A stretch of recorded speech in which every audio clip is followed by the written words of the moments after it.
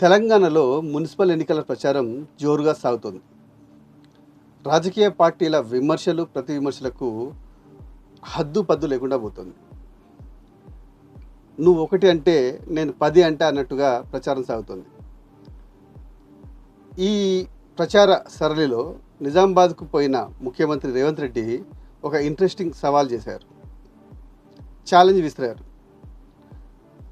అది తెలంగాణ తొలి ముఖ్యమంత్రి కేసీఆర్కు.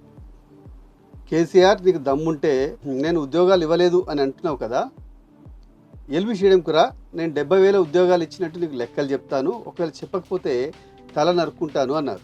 రాజకీయాలు ఎలా ఉన్నా కూడా ఇది రాష్ట్రంలో ఒక ప్రధాన సమస్య. దాని మీద రేవంత్ రెడ్డి ఛాలెంజ్. నిరుద్యోగులకు ఇప్పుడు చాలా ఇంపార్టెంట్ అంశం. అసలు రేవంత్ రెడ్డి ఏమన్నారు, దానికి నిరుద్యోగుల రియాక్షన్ ఏంటో ఒకసారి చూద్దాం. నిరుద్యోగ యువకులకు 70,000 ఉద్యోగాలు ఈనాడు మేము లెక్క కట్టి ఇచ్చినాం. కేసీఆర్, నీకు అనుమానం ఉంటే ఫామ్ హౌస్ల నుంచి ఎల్పీ స్టేడియం రా, 70,000 మంది విద్యార్థులను ఉద్యోగాలు ఇచ్చిన వాళ్ళను తలలు లెక్క కట్టి లెక్క చూపి ఒక్క తలకాయ తగ్గినా నా తల తీసుకుంటా. 70,000 ప్రభుత్వ ఉద్యోగాలు మేమిచ్చి చూపించినాం. 1,00,000 ఉద్యోగాలు కాదు, ఒక్క నోటిఫికేషన్, కొత్త నోటిఫికేషన్ లేదు. కానిస్టేబుల్ వేయలేదు, డిఎస్ వేయలేదు, గ్రూప్స్ వేయలేదు. ఒక గ్రూప్ వల్ల 62 పోస్టులు కలిపిండు, డిఎస్సీలోకి 5,000 పోస్టులు కలిపిన. ఒక్క కొత్త నోటిఫికేషన్ ఇచ్చిన. అదేమన్నా శ్వేతపత్రం విడుదల చేయమాను, క్యాలెండర్ ఇస్తారంటే క్యాలెండర్ ఎక్కడ? ఇంతవరకు క్యాలెండర్ లేదు, శ్వేతపత్రం లేదు, ఒక నోటిఫికేషన్ లేకుండా కాలం గడుపుతుంది. ఈరోజు మళ్ళీ ఒక్కరోజు మీటింగ్ పెట్టే నిరుద్యోగులు చర్చించమాను, 100 మంది నిరుద్యోగులతో చర్చ ఒక మీటింగ్ పెట్టవాను. ఎవరో బరలేక ఎవరో వాళ్ళ కుమార్ అంటో, లేకపోతే ఆ మెస్సీ వస్తే గంటలు గంటలు, ఎవరు అల్లర్జున్ మీటింగ్, అల్లర్జున్ ఎవరో చనిపోతే గంటలు గంటలు అసెంబ్లీలో మాట్లాడుతాం. నిరుద్యోగుల గురించి ఒక్క 5 నిమిషాలు మాట్లాడడానికి చేతన అయితే లేదా? ఆ రోజు మన గవర్నమెంట్ వస్తే మనం న్యాయం చేస్తాం, మేము కొట్లాడతాం, మేము ముందర ఉంటామని ఆ రోజు చెప్పారు. ఈ రోజు పదవులు రాగానే దొంగల్లాగా ఒక్కరికి ఇట్లా లైబ్రరీకి ఇంతవరకు రాలేదు. చిక్కడపల్లి లైబ్రరీ దమ్ము ఉంటే చిక్కడపల్లి లైబ్రరీకి వచ్చి మీరు మీటింగ్ పెట్టండి. అసలు మీరు ఉద్యోగాలు వద్దనే ధర్నాలు చేస్తున్నారంట కదా? ఉద్యోగాలు వద్దని ఎవ్వరు ధర్నాలు చేసే పాపన నాకు తెలిసి ప్రపంచంలోనే ఉండదు. అంటే ఇంత న్యాయంగా, ఇంత అన్యాయంగా మాట్లాడుతుందంటే మళ్ళీ నెక్స్ట్ ఫ్యూచర్ ఉండాలనుకుంటారా, మళ్ళీ ఉండొద్దు అనుకుంటారా? కాంగ్రెస్ గవర్నమెంట్ నిర్ణయించుకోవాలి. Okay, right. ఇప్పుడు మనం చూసాం కదా రేవంత్ రెడ్డి ఏం చెప్పాడు, దానికి నిరుద్యోగుల నుంచి రెస్పాన్స్ ఎలా వచ్చిందని. రేవంత్ రెడ్డి 70,000 లెక్కలు నేను ఇచ్చాను అంటున్నాడు.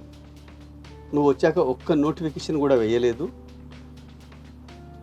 మాకు చెప్పిన మాటల్లో ఒక్కటి కూడా నెరవేర్చలేదు అని చెప్పేసి నిరుద్యోగులు లెక్కలతో సహా చెప్తున్నారు. సరే, రాజకీయాలు తలనరుకోవడాలు పక్కన పెడితే నిరుద్యోగులు అడిగిన దాంట్లో లాజిక్ ఉంది కదా. రేవంత్ రెడ్డి నిజంగానే 70,000 ఉద్యోగాలు ఇచ్చుంటే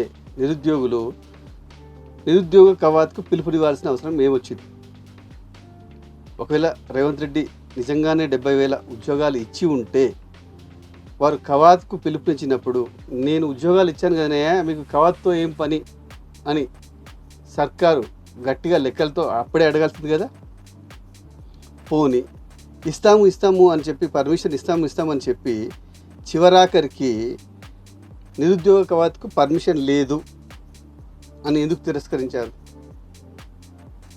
ఉద్యోగాలు ఇచ్చిన నిజమే అయితే అసలు కవాతు అవసరమే వచ్చింది నిరుద్యోగులకు? ఉద్యోగాలు 70,000 ఉద్యోగాలు ఇచ్చింది నిజమే అయితే వాళ్ళు కవాతుకు పర్మిషన్ అడిగినప్పుడు, ఇదిగో ఇవి లెక్కలు, ఇంకెందుకయ్యా మీకు కవాతుకు పర్మిషన్ అని చెప్పేసి ఆ నిరుద్యోగులను గట్టిగా అడిగేవాళ్ళు కదా. పోనీ ఇప్పటికైనా రేవంత్ రెడ్డి గారు అన్నట్టు 70,000 ఉద్యోగాలు ఇచ్చింది నిజమే అయితే కేసీఆర్కో కేటీఆర్కో ఎందుకు చెప్పాలి?